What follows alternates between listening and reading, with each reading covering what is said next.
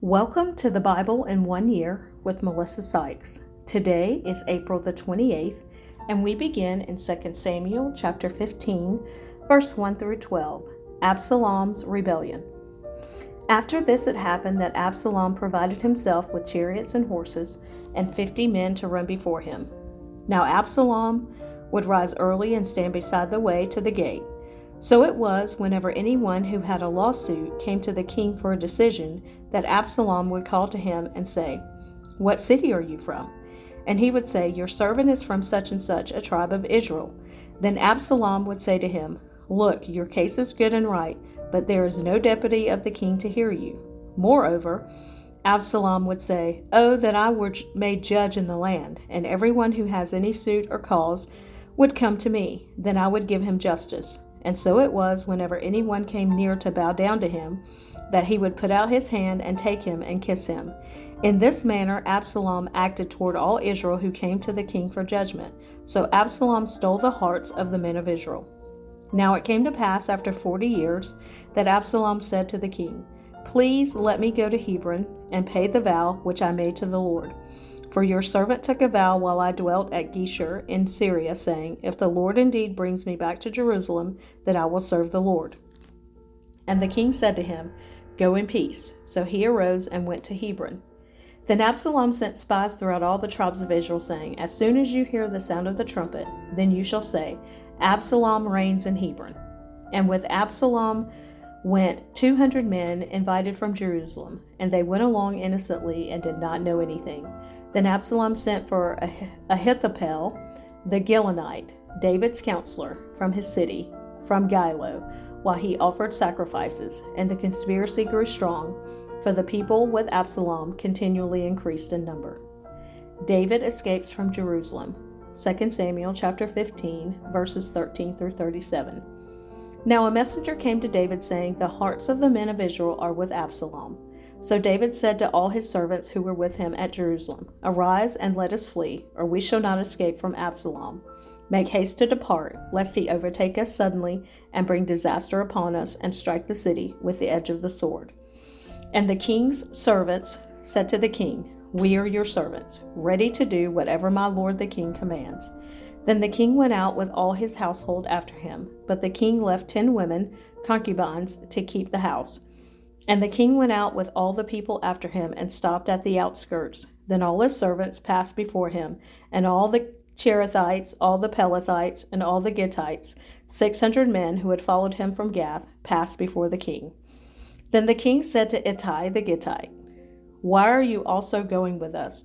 Return and remain with the king, for you are a foreigner and also an exile from your own place. In fact, you came only yesterday. Should I make you wander up and down with us today? Since I go, I know not where. Return and take your brethren back. Mercy and truth be with you." But Ittai answered the king and said, "As the Lord lives, and as my lord the king lives, surely in whatever place my lord the king shall be, whether in death or life, even there also your servant will be." So David said to Ittai, "Go and cross over." Then Ittai the Gittite and all his men and all the little ones who were with him crossed over. And all the country wept with a loud voice, and all the people crossed over. The king himself also crossed over the brook Kidron, and all the people crossed over toward the way of the wilderness. There was Zadok also, and all the Levites with him, bearing the ark of the covenant of God. And they set down the ark of God, and Abiathar went up until all the people had finished crossing over from the city. Then the king said to Zadok, "Carry the ark of God back into the city. If I find favor in the eyes of the Lord, he will bring me back and show me both it and his dwelling place. But if he says thus, 'I have no delight in you, here I am,' let him do to me as seems good to him." The king also said to Zadok the priest, "Are you not a seer?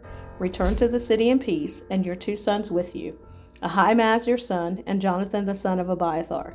See, I will wait in the plains of the wilderness until word comes from you to inform me." Therefore Zadok and Abiathar carried the ark of God back to Jerusalem, and they remained there. So David went up by the ascent of the Mount Olives, and wept as he went up. And he had his head covered, and went barefoot. And all the people who were with him covered their heads and went up, weeping as they went. Then someone told David, saying, Ahithophel is among the conspirators with Absalom. And David said, O Lord, I pray, turn the counsel of Ahithophel into foolishness. Now it happened when David had come to the top of the mountain where he worshipped God, there was Hushai the Archite coming to meet him with his robe torn and dust on his head. David said to him, If you go on with me, then you will become a burden to me. But if you return to the city and say to Absalom, I will be your servant, O king, as I was your father's servant previously, so I will now also be your servant. Then you may defeat the counsel of Ahithophel for me. And do you not have Zadok and Abiathar the priests with you there? Therefore it will be that whatever you hear from the king's house, you shall tell to Zadok and Abiathar the priest. Indeed, they have there with them their 2 sons, Ahimaaz, Zadok's son, and Jonathan, Abiathar's son, and by them you shall send me everything you hear. So Hushai, David's friend, went into the city, and Absalom came into Jerusalem. David and Ziba. 2 Samuel chapter 16, verse 1 through 4. When David was a little past the top of the mountain, there was Ziba, the servant of Mephibosheth, who met him with a couple of saddled donkeys, and on them 200 loaves of bread, 100 clusters of raisins, 100 summer fruits, and a skin of wine.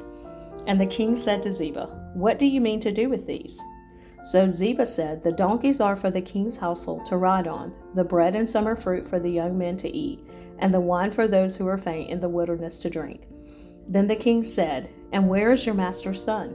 And Ziba said to the king, Indeed, he is staying in Jerusalem, for he said, Today the house of Israel will restore the kingdom of my father to me. So the king said to Ziba, Here, all that belongs to Mephibosheth is yours. And Ziba said, I humbly bow before you, that I may find favor in your sight, O my lord, O king. Shimei curses David. 2 Samuel chapter 16, verse 5 through 14. Now when King David came to Bahurim, there was a man from the family of the house of Saul, whose name was Shimei, the son of Gera, coming from there. He came out cursing continuously as he came, and he threw stones at David and at all the servants of King David. And all the people and all the mighty men were on his right hand and on his left. Also Shimei said thus when he cursed, Come out, you bloodthirsty man, you rogue. The Lord has brought upon you all the blood of the house of Saul, in whose place you have reigned, and the Lord has delivered the kingdom into the hand of Absalom your son. So now you are caught in your own evil, because you are a bloodthirsty man. Then Abishai the son of Zeruiah said to the king, Why should this dead dog curse my lord the king? Please let me go over and take off his head. But the king said, What have I to do with you, you sons of Zeruiah? So let him curse, because the Lord has said to him, Curse David. Who then shall say, Why have you done so? And David said to Abishai and all his servants, See how my son who came from my own body seeks my life. How much more now may this Benjamite? Let him alone and let him curse, for so the Lord has ordered him. It may be that the Lord will look on my affliction, and that the Lord will repay me with good for his cursing this day. And as David and his men went along the road, Shimei went along the hillside opposite him, and cursed as he went, threw stones at him and kicked up dust. Now the king and all the people who were with him became weary, so they refreshed themselves there. Ahithophel advises Absalom. 2 Samuel chapter 16, verse 15 through chapter 17, verse 4. Meanwhile, Absalom and all the people, the men of Israel, came to Jerusalem, and Ahithophel was with him. And so it was, when Hushai the Archite, David's friend, came to Absalom, that Hushai said to Absalom, Long live the king, long live the king. So Absalom said to Hushai, Is this your loyalty to your friend? Why did you not go with your friend? And Hushai said to Absalom, No, but whom the Lord and this people and all the men of Israel choose, his I will be, and with him I will remain. Furthermore, whom should I serve? Should I not serve in the presence of his son? As I have served in your father's presence, so will I be in your presence. Then Absalom said to Ahithophel, Give advice as to what we should do. And Ahithophel said to Absalom, Go in to your father's concubines, whom he has left to keep the house, and all Israel will hear that you are abhorred by your father. Then the hands of all who are with you will be strong. So they pitched a tent for Absalom on the top of the house, and Absalom went into his father's concubines in the sight of all Israel. Now the advice of Ahithophel, which he gave in those days, was as if one had inquired at the oracle of God. So was all the advice of Ahithophel both with David and with Absalom. Moreover, Ahithophel said to Absalom, Now let me choose 12,000 men, and I will arise and pursue David tonight. I will come upon him while he is weary and weak, and make him afraid. And all the people who are with him will flee, and I will strike only the king. Then I will bring back all the people to you. When all return except the man whom you seek, all the people will be at peace. And the saying pleased Absalom and all the elders of Israel. Hushai counters Ahithophel's advice. 2 Samuel chapter 17, verse 5 through 14. Then Absalom said, Now call Hushai the Archite also, and let us hear what he says too. And when Hushai came to Absalom, Absalom spoke to him, saying, Ahithophel has spoken in this manner. Shall we do as he says? If not, speak up. So Hushai said to Absalom, The advice that Ahithophel has given is not good at this time. For, said Hushai, you know your father and his men, that they are mighty men, and they are enraged in their minds, like a bear robbed of her cubs in the field, and your father is a man of war, and will not camp with the people. Surely by now he is hidden in some pit or in some other place, and it will be, when some of them are overthrown at the first, that whoever hears it will say, There is a slaughter among the people who follow Absalom, and even he who is valiant, whose heart is like the heart of a lion, will melt completely. For all Israel knows that your father is a mighty man, and those who are with him are valiant men. Therefore I advise that all Israel be fully gathered to you, from Dan to Beersheba, like the sand that is by the sea for multitude, that you go to battle in person. So we will come upon him in some place where he may be found, and we will fall on him as the dew falls on the ground.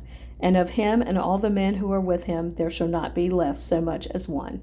Moreover, if he has withdrawn into a city, then all Israel shall bring ropes to that city, and we will pull it into the river, until there is not one small stone found there. So Absalom and all the men of Israel said, The advice of Hushai the Archite is better than the advice of Ahithophel. For the Lord had purposed to defeat the good advice of Ahithophel, to the intent that the Lord might bring disaster on Absalom.